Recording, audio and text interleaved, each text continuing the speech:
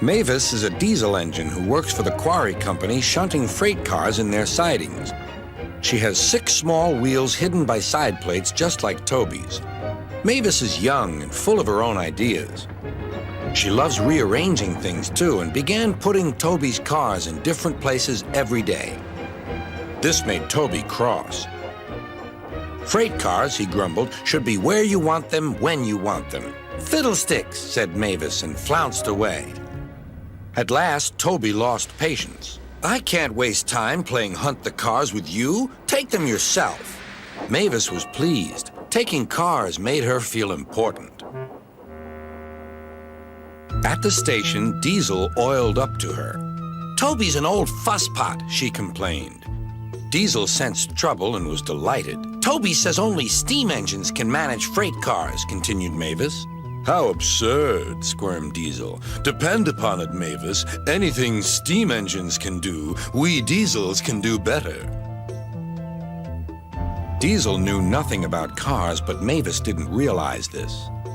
Toby's line crosses the main road behind the station and for a short way follows a farm lane. Frosty weather makes the muddy lane rock hard and very slippery. Toby stops before reaching the lane. His fireman halts the traffic at the crossing, and then he sets off again. By using the heavy cars to push him along, he has no trouble with the frosty rails in the lane and across the road. It is the only safe thing to do in this kind of weather. Toby warned Mavis and told her just what to do. I can manage, thank you, she replied. I'm not an old fusspot like you. The freight cars were tired of being pushed around by Mavis. It's slippery, they whispered. Let's push her around instead.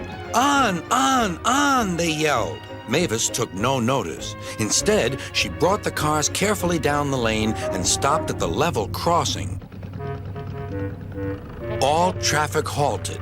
One in the headlamp for fusspot Toby, chortled Mavis. But Mavis had stopped in the wrong place. Instead of taking Toby's advice, she had given the cars the chance they wanted. Hold back, they cried. Grrr up, ordered Mavis. The cars just laughed and her wheels spun helplessly. Workmen sanded the rails and tried to dig away the frozen mud, but it was no good. Everyone was impatient. Grrr, wailed Mavis. Toby was in the yard when he heard the news. I warned her, he fumed. She's young yet, soothed his driver, and she can manage her cars herself, interrupted Toby. They're your cars, really, his driver replied. Mavis is supposed to stay at the quarry. If Sir Topham Hatt finds out... Yes, said Toby thoughtfully. He and his driver agreed that it would be best to help Mavis after all. An angry farmer was telling Mavis just what she could do with her train. Having trouble, Mavis? Chortled Toby. I am surprised. Grosh, said Mavis.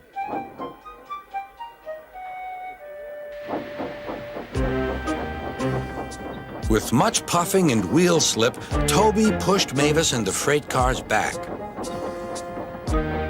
The hard work made his fire burn fiercely, and his firemen spread hot cinders to melt the frozen mud.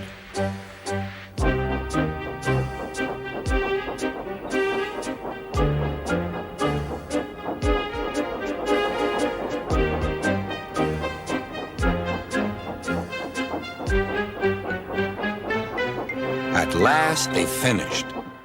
Goodbye, called Toby. You'll manage now, I expect. Mavis didn't answer. She took the cars to the sheds and scuttled home to the quarry as quickly as she could.